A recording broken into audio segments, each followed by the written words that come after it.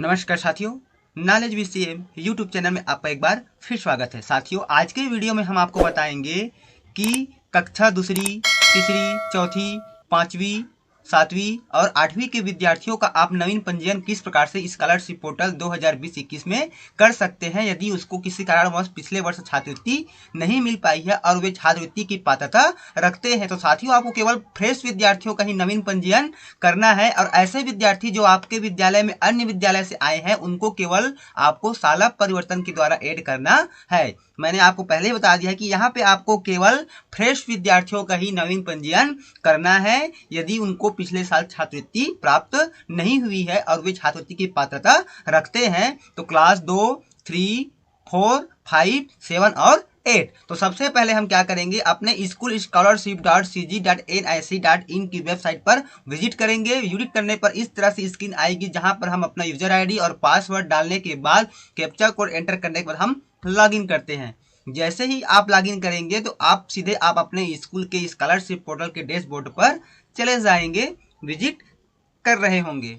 तो इस तरह से साथियों हम लॉगिन हो चुके हैं। ये देखिए हम अपने स्कूल के डैशबोर्ड पे आ चुके हैं। तो इसके लिए क्या करना होगा, आप क्लास 2, 3, 4, 5, 7 और 8 में नवीन पंजीयन करना चाह रहे हैं फ्रेश विद्यार्थियों का। उसके लिए आपको ये पंजीयन 2020-21 पे क्लिक करना है। जैसे ही आप क्लिक करेंगे तो यहाँ पे आपको बहुत सारे विकल्प मिल जाते हैं जिसमें आपको ये नवीन विद्यार्थी का पंजीयन फॉर्मेट ए पर क्लिक करना है। जैसे ही आप इस पर क्लिक करेंगे तो आपके सामने फॉर्मेट ए का प्रारूप आपके सामने ओपन हो जाता है जिसमें दी गई जानकारी आपको फिलअप करनी है। साथियों, इस तरह से आपका शैक्षणिक वर्ष, शैक्षणिक जानकारी में यूडाइस कोड आपका पहले से भरा हुआ रहता है। यहाँ पर स्पष्ट दिया गया है कि तारांकित फील्ड को भरना आपको अनिवार्य है और सभी जो प्रविष्टियां है आपको इंग्लिश में करनी है। यहाँ पर देखिए वर्तमान कक्षा को जैसे ही हम चयन करते हैं तो यहाँ पर देखिए कक्षा पहली से लेकर 8वीं तक के ऑप्शन दे दिया गया है। पहले हम जब पंजीयन कर रहे थे तो केवल क्लास 1, 3 और 6 का ही विकल्प दिया जा रहा था। अब आपको क्लास 1 से लेकर क्लास 8 तक का विकल्प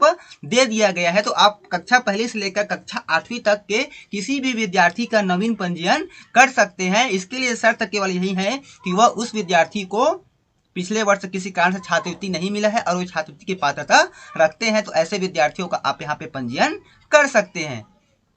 तो चलिए मैं अभी क्लास 8 में पंजीयन करके आपको दिखा रहा हूँ। ये देखिए मैंने क्लास 8 चयन किया।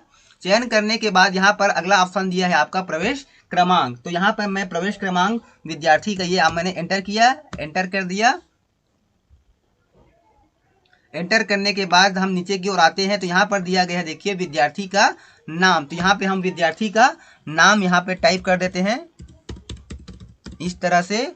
उसके बाद यहाँ पे दिया है पिता का नाम, तो यहाँ पे हम पिता का नाम भी टाइप कर दिए।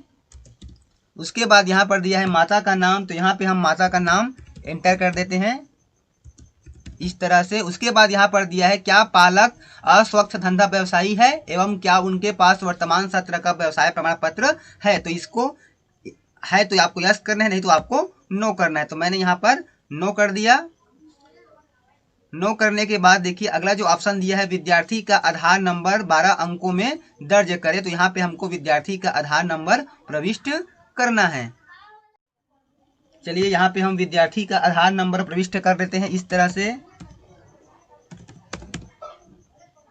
इस तरह से आधार नंबर प्रविष्ट करने के बाद जैसे ही आप बाहर पे क्लिक करेंगे तो उसके बाद यहाँ पर लिखा है आधार कार्ड में दर्ज विद्यार्थी का नाम। अंग्रेजी में यहाँ पे आपको फिलअप करना है आधार कार्ड के अनुसार विद्यार्थी का नाम।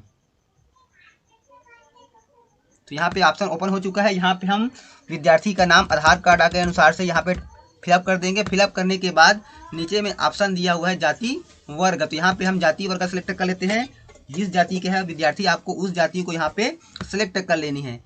जाति वर्ग सेलेक्ट करने के बाद यहाँ पर आपको ऑप्शन दिया है लिंग। तो यहाँ पे आपको लिंग सेलेक्ट कर लेना है विद्यार्थी का इस तरह से। उसके बाद अगला ऑप्शन दिया है आपका जन्म दिनांक। तो यहाँ पे आपका विद्यार्थी का जन्म दिनांक एंटर करना है इस तरह से। देखिए मैंने जन्म दिनांक यहाँ पर एंटर कर दिया विद्यार्थी का इस तरह से।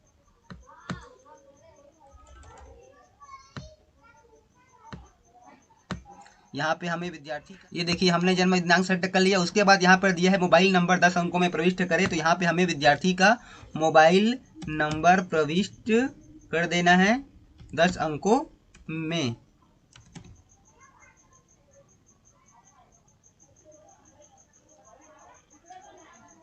इस तरह से मोबाइल नंबर एंटर करने के बाद हम नीचे आते हैं तो यहाँ पर देखिए लिखा हुआ है छात्रवृत्ति हेतु बैंक खाते का विवरण। तो यहाँ पे लिखा है बैंक का नाम, यहाँ हम ड्रॉप डाउन से बैंक का नाम चयन कर लेते हैं संबंधित बैंक का। इस तरह से यूनियन बैंक का है ये, तो मैंने यूनियन बैंक सेलेक्ट कर लिया।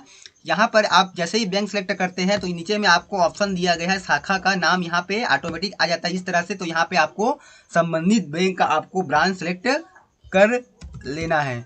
इस तरह से आपको संबंधित बैंक का आपको ब्रांच सेलेक्ट कर लेनी है। इस तरह से ब्रांच सेलेक्ट करने के बाद क्या होगा, यहाँ पर जो IFSC कोड है वह ऑटोमेटिक आ जाएगा और उस IFSC कोड का आपको मिलान कर लेना है कि वही शाखा आपने चयन किया है या नहीं। उसके बाद यहाँ पर आपको खाता क्रमांक एंटर करना है। यहाँ पर देखिए जिस बैंक का आपको रहेगा उसका खाता क्रमांक कितने अंक का होगा यहाँ पर आ जाएगा, तो उसके अनुसार से आपको मैच कर लेनी है। तो यहाँ पर देख चलिए हम खाता क्रमांक यहाँ पे एंटर कर देते हैं इस तरह से।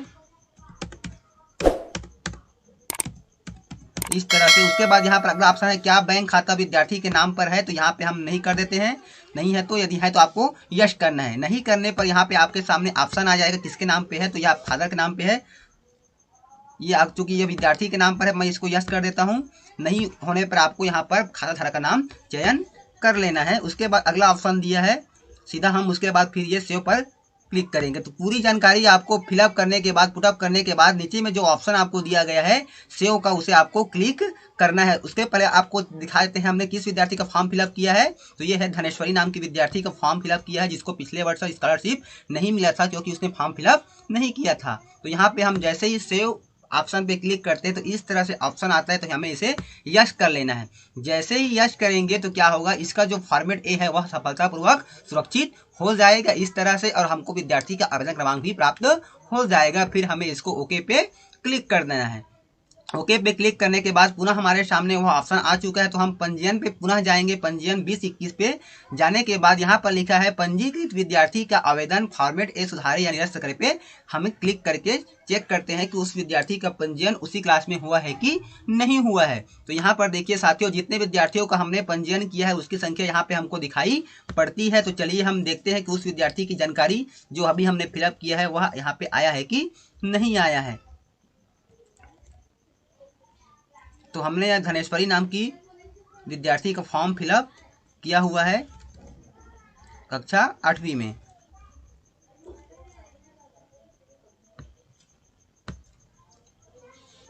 तो ये देखिए साथियों 8 नंबर पे वह विद्यार्थी आ गया जिसका हमने नवीन पंजीयन किया है धनेश्वरी, और ये क्लास 8 भी हमको दिखाई पड़ रहा है। तो इस तरह से आप आसानी से कक्षा पहली से लेकर कक्षा 8वीं तक के किसी भी विद्यार्थी का आप फ्रेश पंजीयन कर सकते हैं। तो साथियों यह जो विकल्प है छत्तीसगढ़ स्कॉलरशिप पोर्टल में दे दिया गया है कि आप किसी भी क्लास में पंजीयन कर सकते हैं।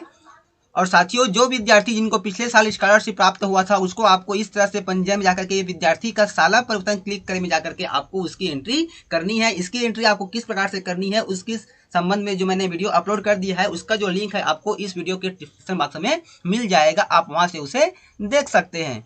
तो साथियों इस प्रकार से आप आसानी से किसी भी विद्यार्थी का पंजीयन किसी भी क्लास में कर सकते हैं कक्षा पहली से लेकर 8वीं तक का। मैंने पहले ही आपको बता दिया है कि विद्यार्थी का फ्रेश पंजीयन ही आपको करना है। तो साथियों आज का जो वीडियो है आपको कैसा लगा हमें कमेंट्स कर जरूर बताएं। वीडियो अच्छा लगा हो तो शेयर जरूर कीजिए। फिर मिलते हैं एक नई जानकारी के साथ, तब तक के साथियों जय जोहार, जय छत्तीसगढ़, जय हिंद।